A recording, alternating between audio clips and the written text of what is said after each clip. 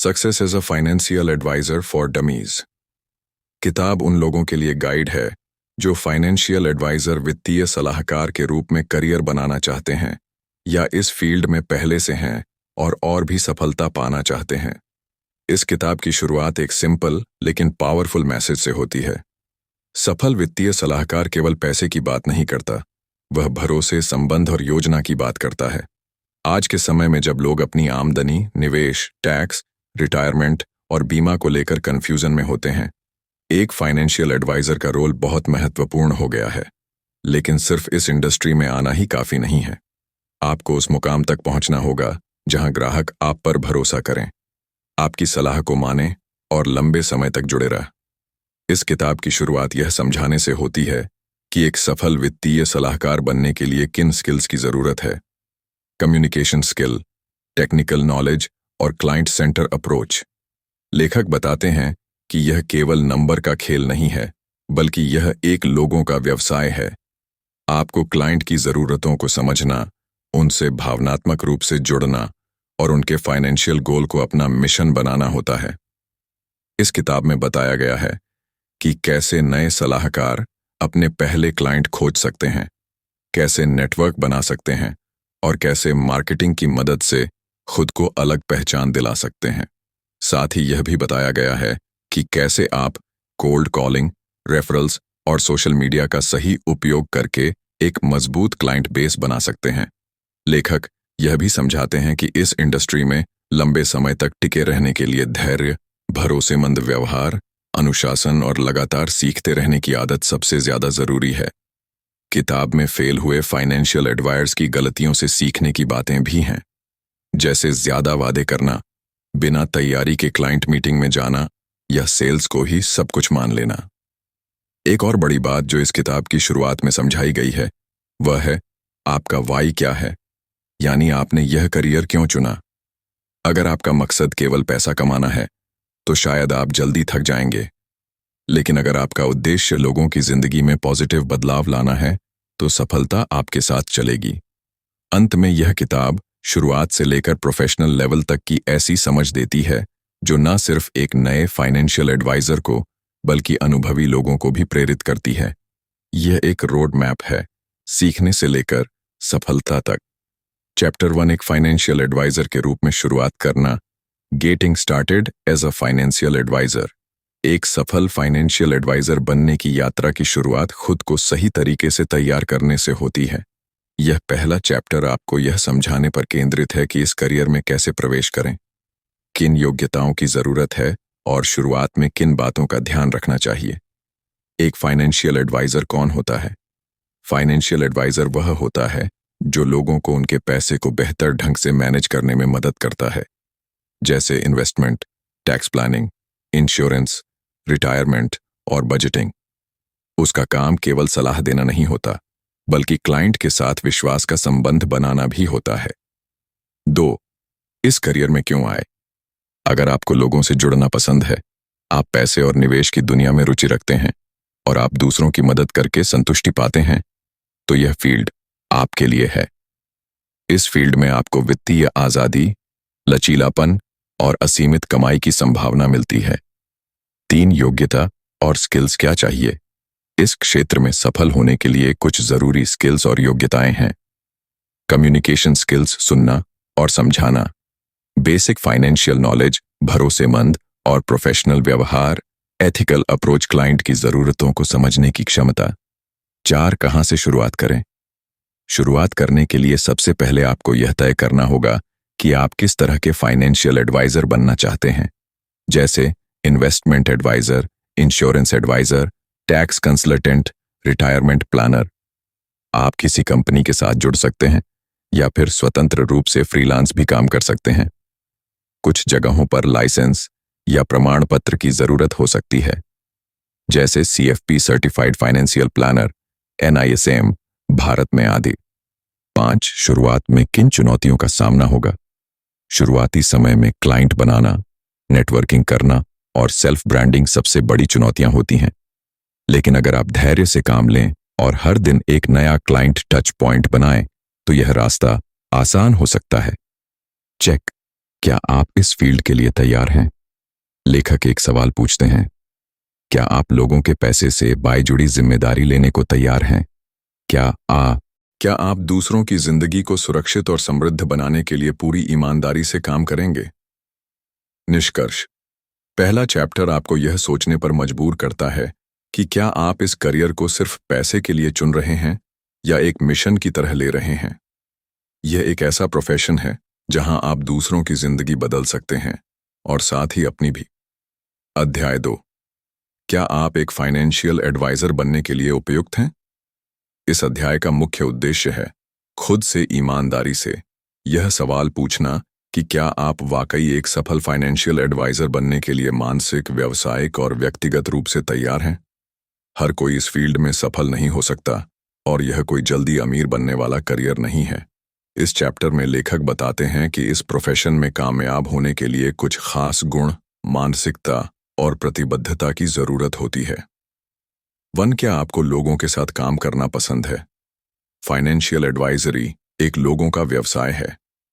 आपको अलग अलग सोच, बैकग्राउंड और इमोशनल स्टेट वाले क्लाइंट से डील करना होगा। अगर आप नेचुरली इंट्रोवर्ट हैं या लोगों से जुड़ने में परेशानी महसूस करते हैं तो यह फील्ड आपके लिए चुनौतीपूर्ण हो सकती है। 2। क्या आप सेल्स और रिजेक्शन को संभाल सकते हैं? इस प्रोफेशन में सेल्स एक अहम हिस्सा है। आपको खुद को और अपनी सेवाओं को बेचना आता होना चाहिए। शुरुआती दिनों में आपको बार बार ना सुनने को मिलेगा।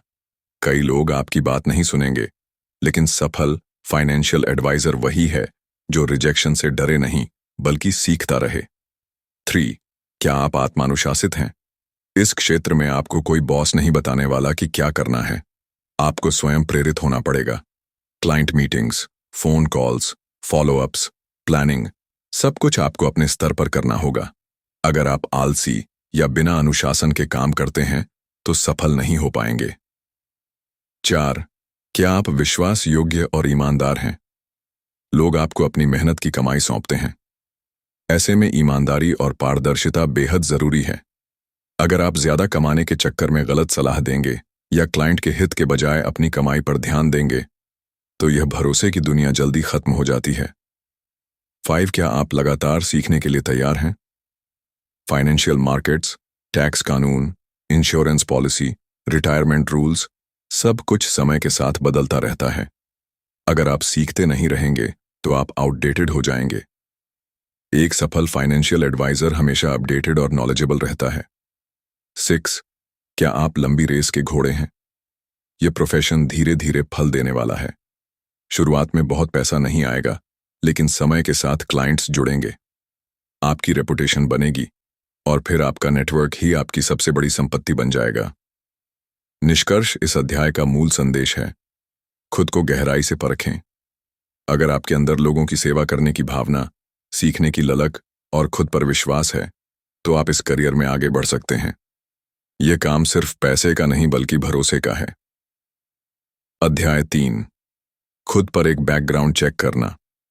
Performing a self background check. इस अध्याय का मकसद है कि फाइनेंशियल एडवाइजर बनने से पहले आप अपने अतीत और वर्तमान को ईमानदारी से परखें। यह जानना जरूरी है कि क्या आपका बैकग्राउंड, व्यवहार और रिकॉर्ड इस जिम्मेदार पेशे के लायक है या नहीं। फाइनेंशियल एडवाइजर का काम भरोसे का है।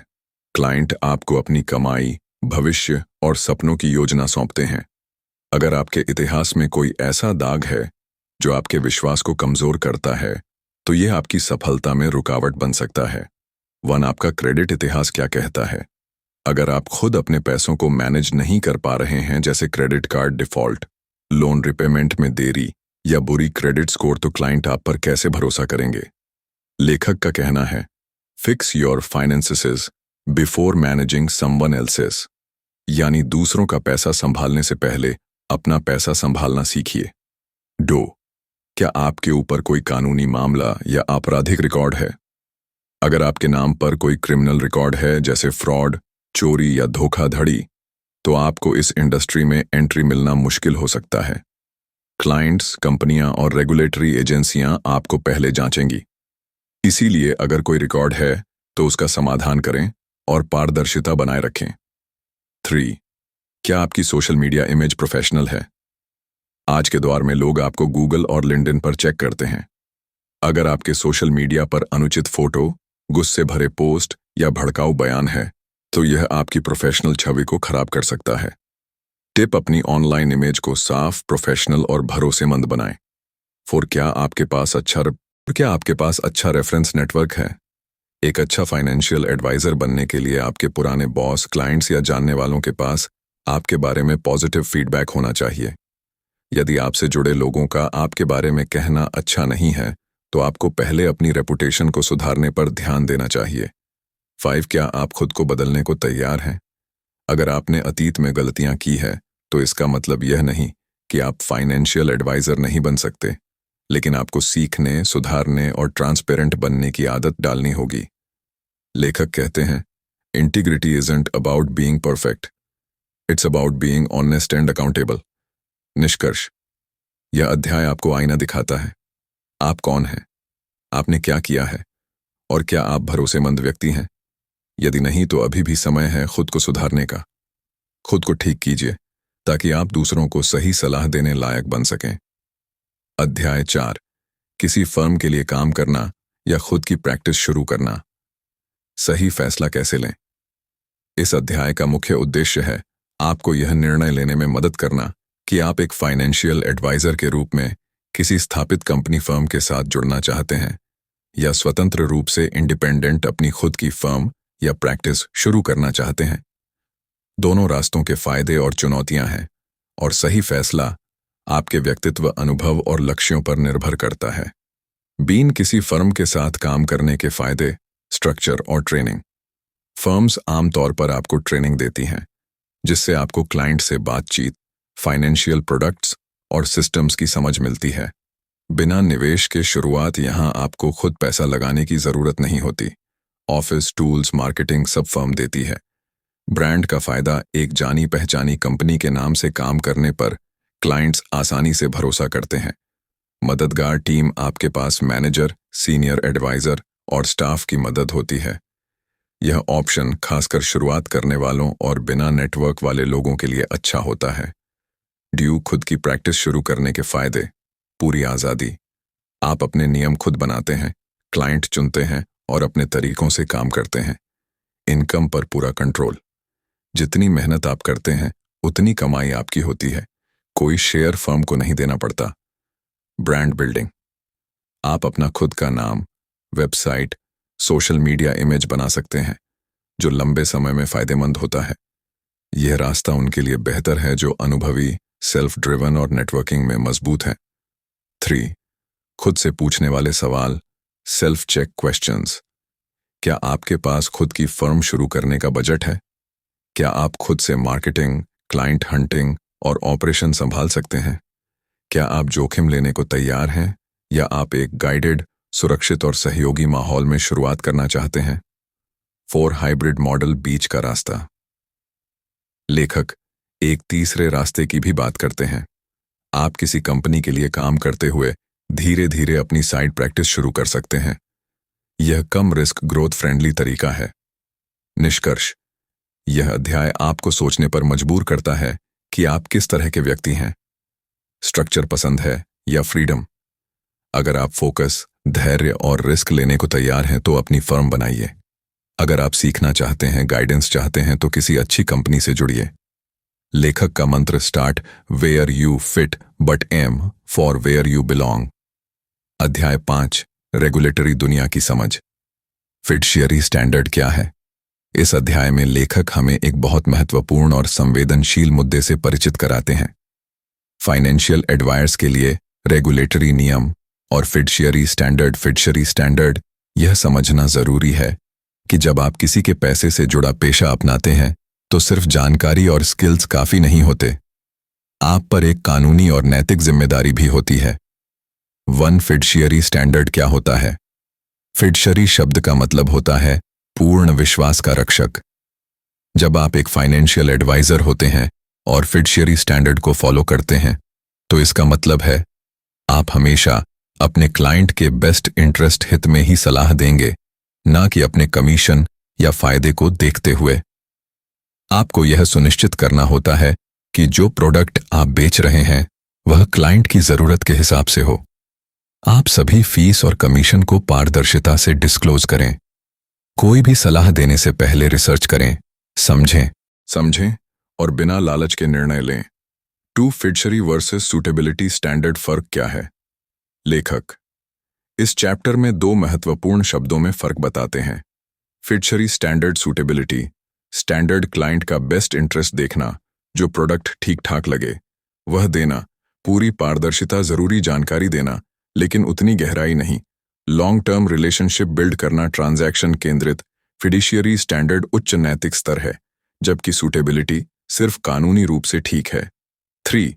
क्या आप पर फिडुशियरी स्टैंडर्ड लागू होता है? यह इस बात पर निर्भर करता है कि आप किस तरह के फाइनेंशियल एडवाइजर हैं।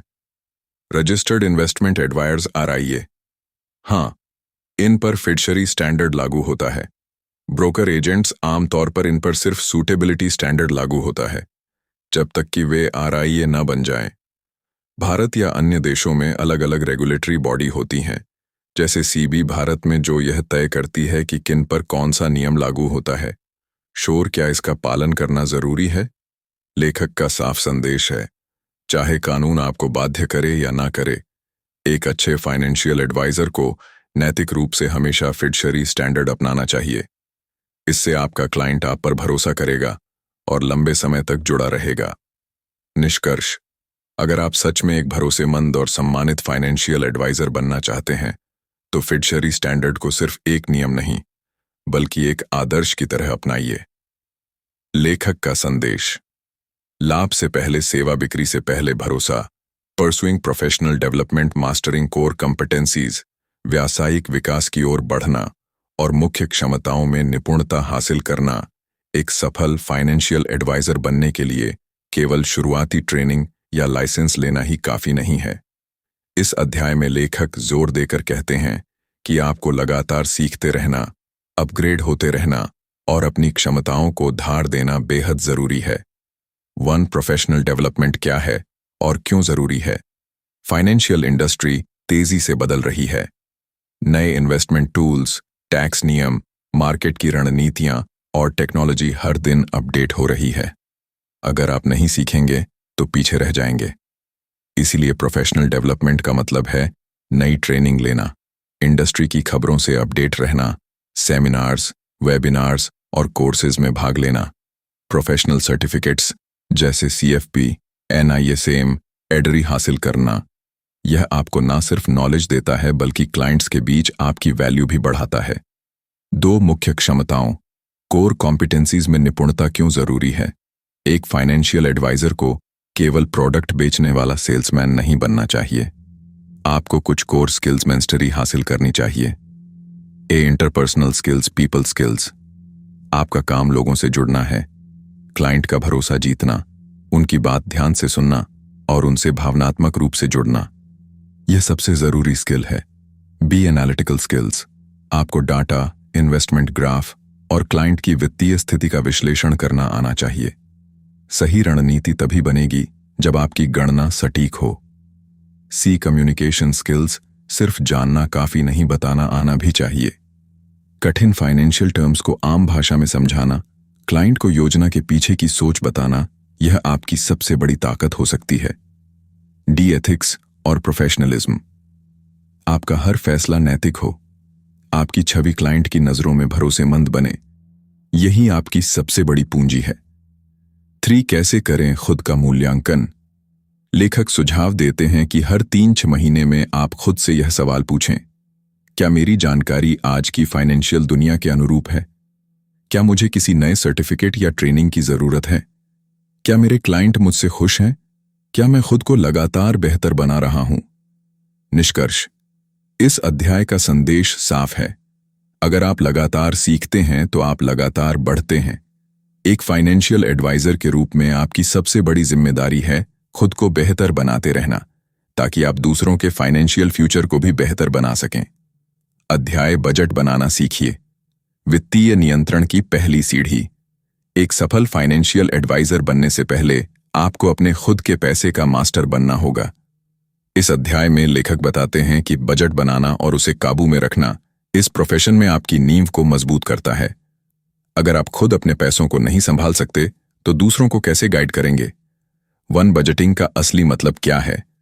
बजट बनाना सिर्फ खर्चों की लिस्ट बनाना नहीं है, बल्कि यह एक फाइनेंशियल रोड मैप है जो आपको दिखाता है आपकी आमदनी कहां से आ रही है, पैसा कहां जा रहा है, कहां कटौती की जा सकती है और कैसे आप अपने लक्ष्यों के लिए बचत कर सकते हैं। बजटिंग आपको नियंत्रण देती है, इमोशंस के बजाय प्लानिंग से खर्च करने की आदत। एक अच्छा बजट बनाने के बेसिक स्टेप्स। अपनी आमदनी को जानिए।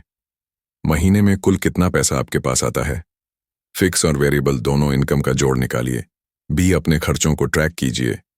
रोज के छोटे खर्चों, चाय, ट्रांसपोर्ट, रिचार्ज से लेकर बड़े खर्चों, EMI, रेंट तक सब कुछ लिखिए। उन्हें 2 हिस्सों में बांटिए। जरूरी खर्च, नीड्स जैसे किराया, खाने पीने का सामान, ऐच्छिक खर्च, वांट्स जैसे बाहर खाना, शॉपिंग, OTT सब्सक्रिप्शन, सेविंग का लक्ष्य रखिए। कम से कम 20-30% अपनी आमदनी का हिस्सा बचाने का टारगेट बनाएं। निवेश, इमरजेंसी फंड या रिटायरमेंट के लिए। 3. बजटिंग क्यों जरूरी है एक फाइनेंशियल एडवाइजर के लिए? जब आप खुद एक बजटिंग सिस्टम फॉलो करते हैं तो आप क्लाइंट्स को असली उदाहरण दे सकते हैं।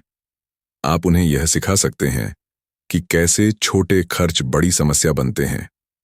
आप खुद की फाइनेंशियल स्थिति मजबूत रखते हैं, जिससे आपका आत्मविश्वास बढ़ता है। 4 आम गलतियां जो लोग बजटिंग में करते हैं। सिर्फ खर्च लिख लेना लेकिन फॉलो ना करना, इमरजेंसी फंड को नजरअंदाज करना, बहुत ज्यादा कटौती करना और फिर हार मान जाना। क्रेडिट कार्ड खर्च को छोटा समझना। लेखक कहते हैं, बजट तब तक बेकार है जब तक वह व्यवहार में ना दिखे। 5 टूल्स और टेक्नोलॉजी का इस्तेमाल करें। आज कई ऐप्स और डिजिटल टूल्स हैं जो बजट बनाने में मदद करते हैं, जैसे मिंट वन ऐप या एक सिंपल एक्सेल शीट। इनका उपयोग करके आप हर खर्च का विश्लेषण कर सकते हैं और समय के साथ ट्रैकिंग सुधार सकते हैं। निष्कर्ष, बजट बनाना कोई मुश्किल कला नहीं बल्कि आदत है।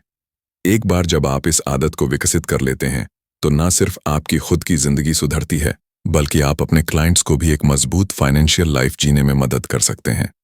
लेखक का संदेश, अपने खर्च को काबू में रखो, वरना खर्च आपको काबू में कर लेगा। अध्याय, एसेट मैनेजमेंट की समझ। अपने ज्ञान को थोड़ा चमका लो।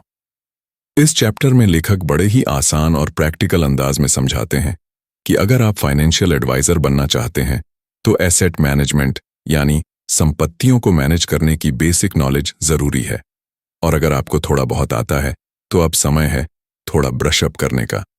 वन एसेट मैनेजमेंट का मतलब क्या होता है? सीधी भाषा में कहें तो किसी इंसान या परिवार की सारी संपत्तियों जैसे पैसा, प्रॉपर्टी, शेयर, म्यूचुअल फंड्स आदि को सही ढंग से प्लान और कंट्रोल करना ताकि उसका फ्यूचर सिक्योर रहे। आपका काम यह होता है कि क्लाइंट की लाइफ के अलग अलग स्टेज के लिए सही इन्वेस्टमेंट स्ट्रेटजी तैयार करें। कौन कौन से एसेट्स होते हैं? थोड़ा ब्रश अप कर लेते हैं। कैश, पैसा, सेविंग्स, FD इक्विटी, स्टॉक्स और mutual fund, fixed income, bonds, PPF, डेप्ट फंड, रियल एस्टेट, मकान, जमीन, गोल्ड, सिल्वर, फिजिकल या डिजिटल अल्टरनेटिव एसेट्स जैसे crypto, REITs, PMS। 3. Asset allocation क्या होती है? यह सबसे जरूरी कॉन्सेप्ट है। एसेट एलोकेशन मतलब यह तय करना कि किसी की कुल संपत्ति को कितना हिस्सा कहां लगाया जाए ताकि रिस्क भी कंट्रोल में रहे और रिटर्न भी अच्छा मिले। जैसे 50% इक्विटी, 30% डेप्ट, 10% रियल एस्टेट, 10% कैश। हर क्लाइंट का रिस्क प्रोफाइल अलग होता है। कोई सेफ खेलना चाहता है, कोई रिस्क लेने को तैयार है। आपका काम है बैलेंस बनाना, जो रिस्क और रिटर्न दोनों को समझाना जरूरी। क्लाइंट हमेशा रिटर्न पूछता है, कितना फायदा मिलेगा, लेकिन एक अच्छा एडवाइजर पहले बताता है कितना रिस्क है। एसेट मैनेजमेंट का मतलब है फायदे के साथ सुरक्षा भी देना। 5 रिबैलेंसिंग क्यों जरूरी है? मान लीजिए आपने किसी क्लाइंट के लिए 60% इक्विटी और 40% डेप्ट रखा। 1 साल बाद इक्विटी का वैल्यू बहुत बढ़ गया, अब रेशियो हो गया 80-20। अब आप रिबैलेंसिंग करेंगे यानी वापस बैलेंस लाएंगे। कुछ इक्विटी बेचकर डेप्ट में डाल देंगे इससे पोर्टफोलियो संतुलित रहता है। शेख क्लाइंट को कैसे समझाएं? ज्यादा टर्म्स का झाम मत दो, उनके गोल्स से कनेक्ट करके समझाओ। आपकी बेटी की पढ़ाई के लिए यह एसआईपी है, यह एफडी आपके पापा की हेल्थ के लिए बैकअप है। सिंपल एनालॉजीज दो, जैसे इक्विटी तेज घोड़ा है लेकिन कभी गिर भी सकता है। डेप्ट स्टेडी साइकिल की तरह है, स्लो लेकिन स्थिर निष्कर्ष। एसेट मैनेजमेंट कोई रॉकेट साइंस नहीं, लेकिन थोड़ा दिमाग, थोड़ा अनुभव और बहुत सारा विश्वास चाहिए। याद रखो, सिर्फ पैसा लगाना काफी नहीं, उसे संभालना और समय समय पर जांचना असली कला है। अध्याय लायबिलिटी एम, मैनेजमेंट। कर्ज को समझना और संभालना सीखिए। फाइनेंशियल प्लानिंग सिर्फ पैसे लगाने, एसेट्स की बात नहीं होती, बल्कि उतनी ही जरूरी बात होती है कर्ज लायबिलिटीज को सही तरीके से मैनेज करना। इस अध्याय में लेखक बताते हैं कि अगर आप एक फाइनेंशियल एडवाइजर बनना चाहते हैं तो आपको लायबिलिटीज यानी कर्जों की गहराई से समझ होनी चाहिए, ताकि आप क्लाइंट की नेटवर्थ को बैलेंस में रख सकें। वन लायबिलिटी क्या होती है? सीधे शब्दों में लायबिलिटी मतलब वह पैसा जो किसी ने उधार लिया है और उसे चुकाना है। ये हो सकते हैं home loan, personal loan, education loan, credit card का बकाया, कार, बाइक लोन, बिजनेस डेप्ट टू अच्छा कर्ज वर्स बुरा कर्ज। लेखक एक सिंपल लेकिन पॉइंटेड फर्क समझाते हैं। अच्छा कर्ज गुड डे, बुरा कर्ज bad day long term value देता है, सिर्फ खर्च की पूर्ति करता है। जैसे एजुकेशन लोन, होम लोन जैसे क्रेडिट कार्ड का ज्यादा use ROI return on investment होता है। हाई इंटरेस्ट और नो रिटर्न्स। क्लाइंट को यह समझाना जरूरी है कि हर कर्ज बुरा नहीं होता, लेकिन हर कर्ज समझदारी से लिया जाना चाहिए। 3 ईएमआई वर्सेस कैश फ्लो। सही बैलेंस बनाना क्लाइंट अक्सर सोचता है ईएमआई तो मेरी सैलरी में आ जाती है, लेकिन लेखक कहते हैं सिर्फ ईएमआई भरना काफी नहीं, आप फ्री कैश फ्लो भी देखें। ईएमआई के बाद आपके पास बचता कितना है। अगर ईएमआई आपकी इनकम का 50% से ज्यादा खा रही है तो यह लाल झंडी है। 4 लायबिलिटी मैनेजमेंट में एडवाइजर का रोल। एक प्रोफेशनल फाइनेंशियल एडवाइजर को क्लाइंट के साथ यह करना चाहिए सारे कर्जों का पूरा लिस्ट बनाना, interest rates, tenure, penalty clauses सब समझना, कौन सा लोन पहले चुकाना है इसकी स्ट्रेटजी बनाना, रिफाइनेंस या बैलेंस ट्रांसफर के ऑप्शन सुझाना, क्लाइंट को कर्ज के मानसिक दबाव से बाहर निकालना। 5 डेप्ट repayment strategies, snowball versus avalanche. लेखक 2 पॉपुलर स्ट्रेटजी बताते हैं। स्नोबॉल मेथड, सबसे छोटे कर्ज से शुरू करो, धीरे धीरे बड़े तक जाओ, मोटिवेशन बढ़ता है। एलांचन मेथड, सबसे ज्यादा ब्याज वाले कर्ज को पहले चुकाओ, लॉन्ग टर्म में पैसे बचते हैं। आप क्लाइंट की सोच और मानसिकता के हिसाब से तरीका चुन सकते हैं। निष्कर्ष, लायबिलिटी मैनेजमेंट मतलब सिर्फ कर्ज चुकवाना नहीं, बल्कि क्लाइंट की फाइनेंशियल आजादी का रास्ता बनाना। लेखक का संदेश, एसेट बनाना तभी फायदेमंद है जब लायबिलिटी कंट्रोल में हो। अध्याय स्टेट प्लानिंग में माहिर बनना। विरासत की स्मार्ट तैयारी। फाइनेंशियल एडवाइजरी का एक ऐसा हिस्सा जो अक्सर लोग टाल जाते हैं वह है स्टेट प्लानिंग, यानी अपनी संपत्ति और धन का सही बंटवारा तय करना, ताकि मरने के बाद भी सब कुछ शांति से हो। इस चैप्टर में लेखक आपको यह सिखाते हैं कि कैसे एक फाइनेंशियल एडवाइजर को अपने क्लाइंट्स को उनके फ्यूचर और फैमिली की सुरक्षा के लिए स्मार्ट स्टेट प्लानिंग में मदद करनी चाहिए। 1 स्टेट प्लानिंग का मतलब क्या होता है? सीधे शब्दों में आपकी मृत्यु के बाद आपकी संपत्ति, पैसा, निवेश, प्रॉपर्टी, गहने और जिम्मेदारियों का सही तरीके से क्या होगा, उसकी पहले से योजना बनाना ही स्टेट प्लानिंग है। यह कोई सिर्फ अमीरों के लिए नहीं है, हर उस इंसान के लिए है जिसके पास थोड़ी भी संपत्ति, परिवार या जिम्मेदारी है। एक अच्छा स्टेट प्लान में क्या क्या शामिल होता है?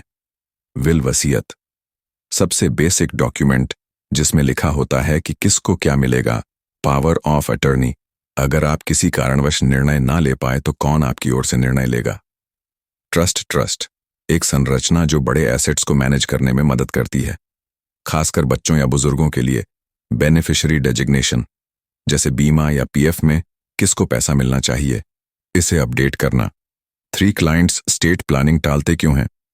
मैं अभी जवान हूं, यह बात की बात है, मेरे पास कुछ खास नहीं है, बात करने से डर लगता है। अशुभ लगता है। लेखक समझाते हैं कि आपको इन मानसिक रुकावटों को धैर्य और संवेदनशीलता से तोड़ना होगा। स्टेट प्लानिंग एक प्यार और सुरक्षा का एक्सप्रेशन है, न कि मौत का डर। चोर एक फाइनेंशियल एडवाइजर के तौर पर आपकी भूमिका क्लाइंट को स्टेट प्लानिंग की जरूरत समझाना, उनकी फैमिली की स्थिति, संपत्ति और भावनाओं को ध्यान में रखते हुए प्लान बनाना, लॉयर या ट्रस्ट एक्सपर्ट से उन्हें कनेक्ट कराना, हर कुछ सालों में प्लान को रिव्यू करवाना, लाइफ इवेंट्स के बाद 5 स्टेट प्लानिंग की गलतियां जो लोगों से होती हैं, वसीयत बनाए बिना मर जाना, पुराने नॉमिनी को हटाना भूल जाना, परिवार को भरोसे में ना लेना, भावनात्मक फैसले लेना, लॉजिकल नहीं। आपका काम है कि आप इन गलतियों से क्लाइंट को बचाएं। निष्कर्ष स्टेट प्लानिंग सिर्फ दस्तावेजों का खेल नहीं, यह एक व्यक्ति की लेगेसी को संरक्षित करने का तरीका है। एक प्रोफेशनल फाइनेंशियल एडवाइजर को यह आना ही चाहिए ताकि वह अपने क्लाइंट की जिंदगी के बाद भी जिम्मेदारी निभा सके। लेखक का संदेश, state planning isn't about death, it's about piece of mind. अध्याय टैक्सेशन को समझना और सही तरीके से संभालना।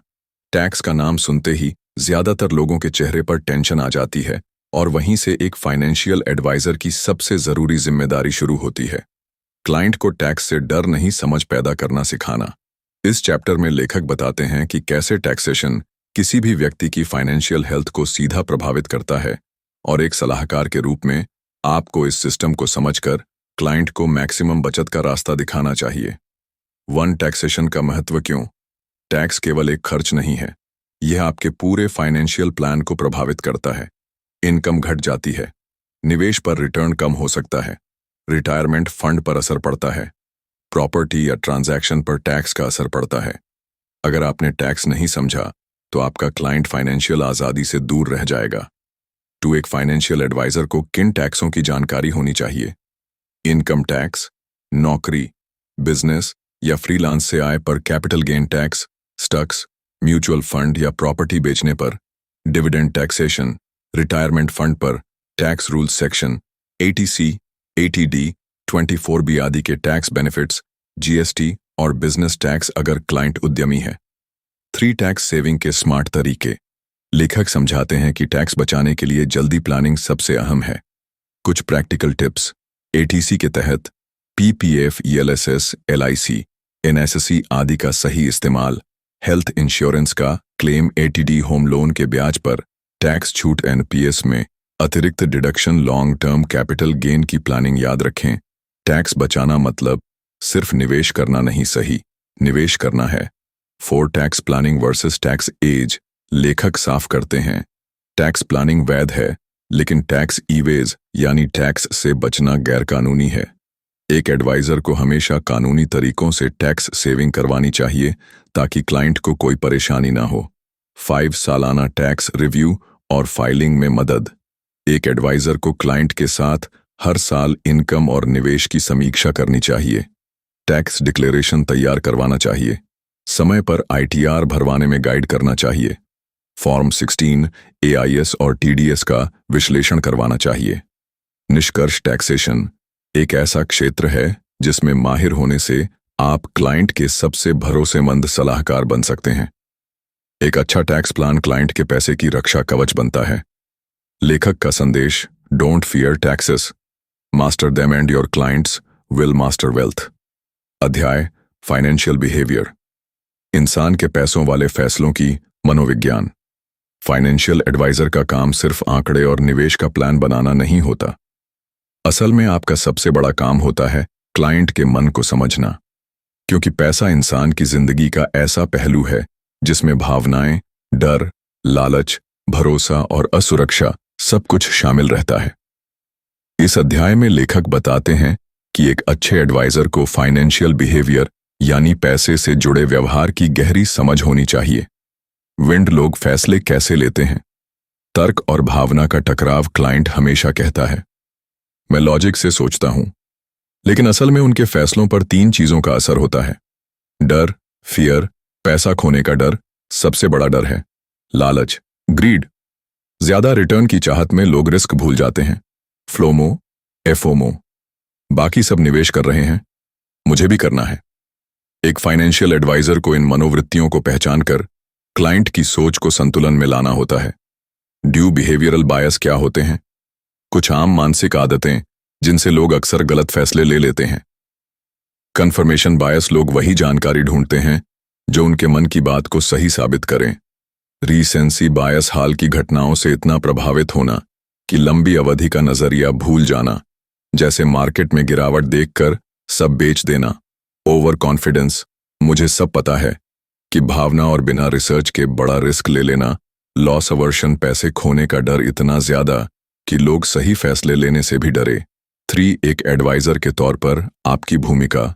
लेखक कहते हैं, आपका काम सिर्फ पैसे का नहीं, मानसिकता का मैनेजमेंट करना भी है। आपको क्लाइंट को यह सिखाना है कि बाजार में उतार चढ़ाव सामान्य है। निवेश लॉन्ग टर्म के लिए होता है। इमोशंस पर कंट्रोल रखना बहुत जरूरी है।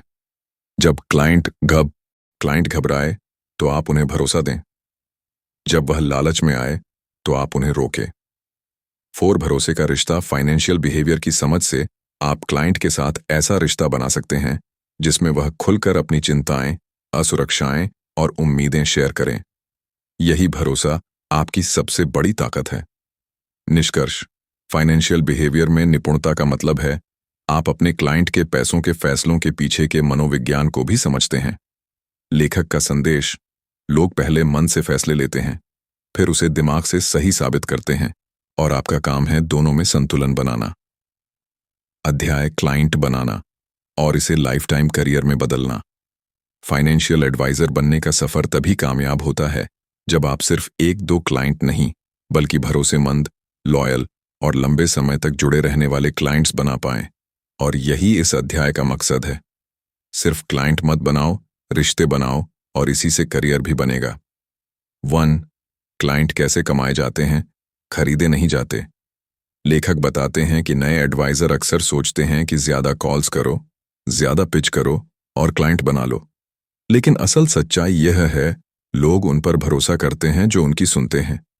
क्लाइंट किसी सेल्समैन से नहीं, सलाहकार से जुड़ना चाहता है। आपको खुद को विश्वसनीय और समझदार गाइड के रूप में पेश करना होगा। डू भरोसे का बिजनेस है। ये एक बार अगर क्लाइंट को लगा कि आप सिर्फ कमीशन के पीछे भाग रहे हो, तो वह फिर कभी नहीं लौटेगा। People don't care how much you know until they know how much you care। इसीलिए क्लाइंट की जिंदगी, उनके सपने, उनके डर और उनकी असुरक्षा को समझो और फिर भरोसे के साथ उन्हें गाइड करो। 3, रेफरल का जादू। सबसे बेस्ट क्लाइंट वहीं से आते हैं जहां से आपका नाम आगे बढ़ाया जाता है। अपने हर संतुष्ट क्लाइंट से जेंटली पूछो, क्या आप किसी ऐसे व्यक्ति को जानते हैं जिसे मेरी मदद की जरूरत हो सकती है?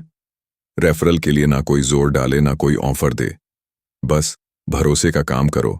4, लॉन्ग टर्म रिलेशनशिप कैसे बनाएं। हर क्लाइंट से नियमित बातचीत रखो। हर 3 या 6 महीने में उनके बर्थडे, एनिवर्सरी पर कॉल या मैसेज करो। जरूरत के समय सिर्फ सलाह देने वाले नहीं, सपोर्ट करने वाले बनो। उनका फाइनेंशियल गोल बदल रहा हो तो उसके हिसाब से अपडेट करते रहो। 5 is a life time career कैसे बनाएं। खुद को हमेशा अपग्रेड करते रहो। कोर्स करो, सेमिनार में जाओ, भरोसे को कभी ना बेचो, लॉन्ग टर्म सोचो। खुद का ब्रांड बनाओ। Social media, blogs, local community में नाम बनाओ। जब क्लाइंट बदलते हैं तो एक अच्छा नाम उन्हें फिर से आपकी तरफ लाता है। निष्कर्ष, 1-2 क्लाइंट से आप